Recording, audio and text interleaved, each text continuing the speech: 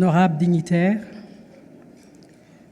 honorables présidents des parlements au sein de l'espace francophone, honorables membres de l'Assemblée parlementaire de la francophonie, Réseau des femmes parlementaires de la francophonie, Forum des femmes rwandaises parlementaires, bonsoir et permettez-moi de vous redire encore une fois bienvenue à Kigali.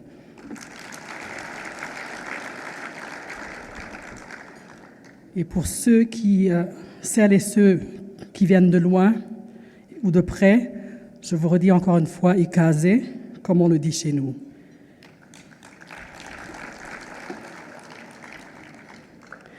Et que nos 1000 collines vous permettent d'entrevoir de leur sommet la vision de notre cher Rwanda.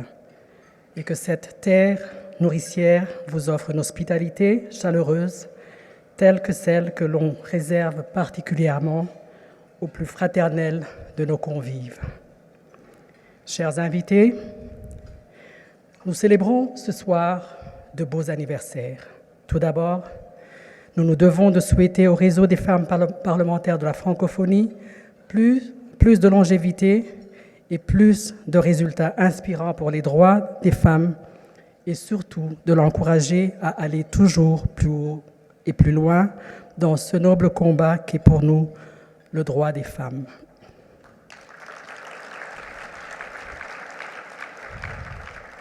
Je suis également honorée de pouvoir souhaiter au Forum des femmes rwandaises parlementaires FFRP le plus beau des jubilés pour ses 25 ans d'existence. Ce jubilé est d'autant plus émouvant que votre quart de siècle d'engagement pour cette cause égalitaire et fondamentale est célébré dans le sillage des 28 ans de la libération de notre nation. À vous, FFRP, qui avez fait de la détermination de 12 femmes audacieuses une masse critique de centaines de députés, que cette soirée honore vos efforts, votre plaidoirie, vos nuits blanches et votre amour pour ce pays.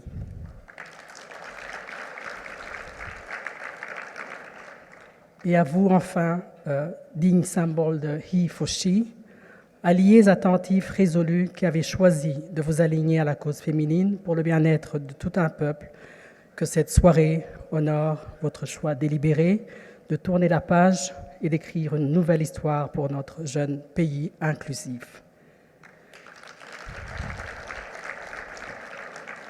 Honorables dignitaires, si nous avons aujourd'hui autant de progrès à célébrer devant une assemblée rwandaise dont la majorité féminine démontrera sa compétence, son engagement, sa ténacité et sa vision progressiste, comme l'a si bien dit et souligné Madame la Présidente de la Chambre des députés au Rwanda, si nous pouvons aujourd'hui trouver satisfaction et motivation dans le classement du Rwanda en tant que deuxième pays le plus performant d'Afrique en matière d'égalité entre les sexes, et si nous avons confiance en notre Parlement qui se conjugue aujourd'hui au féminin et en sa capacité de traduire nos lois en actes, offrant ainsi à notre culture la chance d'une évolution fructueuse, c'est que l'âme de la politique antidiscriminatoire de ce Rwanda libre, qui renaquit de ses cendres, bat farouchement sous chaque choix de gouvernance de notre pays.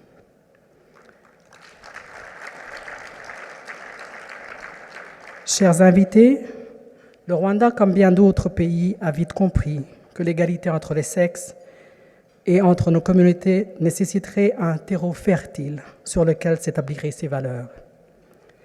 Et pour utiliser une métaphore évocatrice, il fallait, pour ainsi dire, creuser le sol et en arracher la mauvaise herbe, telle que la tolérance des mortalités natales et la subjugation financière des femmes. Il fallait aussi retourner la terre et évaluer son aridité, nuisible, car appauvrie par une exploitation inadaptée, tout comme l'esprit d'une jeune fille qui se replie sur elle-même quand l'éducation lui a été refusée, malgré sa profonde soif d'apprentissage.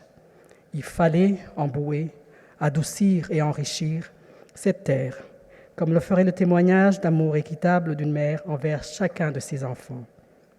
Et dans le même esprit, il nous fallait, Assurer à nos filles que la valeur de leur vie ne dépendrait jamais de leur silence ou de leur assentiment à des propositions indécentes, mais de leur humanité, leur persévérance, leurs objectifs et leurs rêves.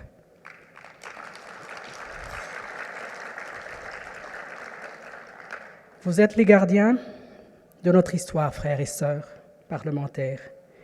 Ici et dans tous nos pays francophones, vous êtes les voix IX et les voix ES, les chœurs CO et les chœurs CH, qui permettent à nos histoires, nos cultures, nos lois et pratiques respectives de s'améliorer avec le temps. Car nous pouvons nous l'avouer, chers amis francophones, notre histoire commune peut et doit progresser. Il existe une crise de par le monde que même vos louables efforts n'ont pu éradiquer jusque-là. Or, la violence contre les femmes atrophie fatalement nos sociétés. Nous nous devons de combattre inlassablement ces préjugés, l'oppression des femmes dans leur foyer et à l'extérieur, de même que le stigmatisme qui muselle les victimes. Nous nous devons de redéfinir ce qu'est l'abus d'une femme, ce qui caractérise cette violence, qu'elle soit visible ou invisible.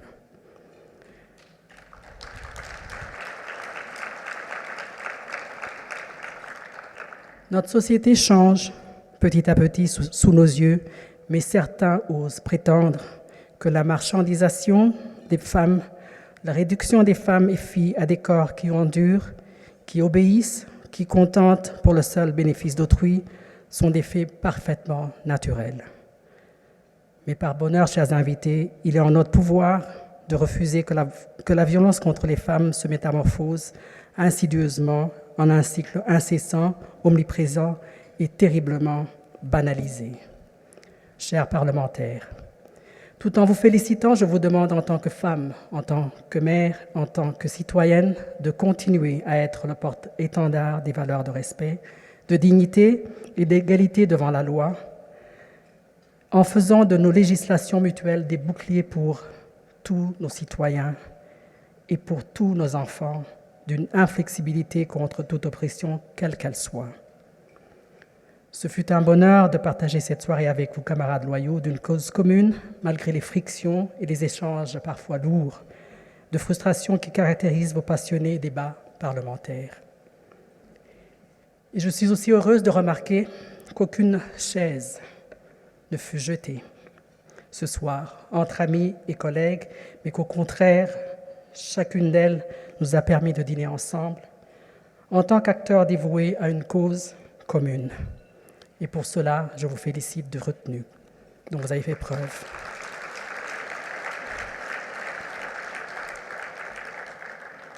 Et si bataille il doit y avoir, que celle-ci ne soit jamais moyennant l'avancée de vos agendas personnels, mais plutôt du bien collectif. N'oubliez pas que, comme l'a si bien dit Nicolas Boileau, que du choc des idées jaillit la lumière. Veillez à travers un contrôle proactif sur l'action gouvernementale à ce que les lois que vous agencez se transforment en une culture épanouie, diversifiée et progressiste. Chères femmes parlementaires, je vous encourage sincèrement à user de votre intuition de mère, femme et sœur, à user de la bénédiction qu'est votre énergie féminine, comme le soft power, à la quête d'une société harmonieuse.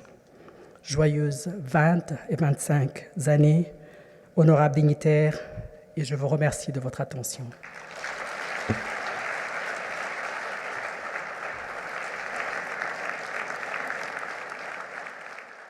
Merci, Madame la Première Dame.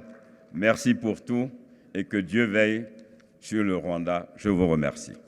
Je voudrais porter un toast à la santé de vous toutes et tous et à la santé de nos peuples dans l'espace francophone. Merci beaucoup.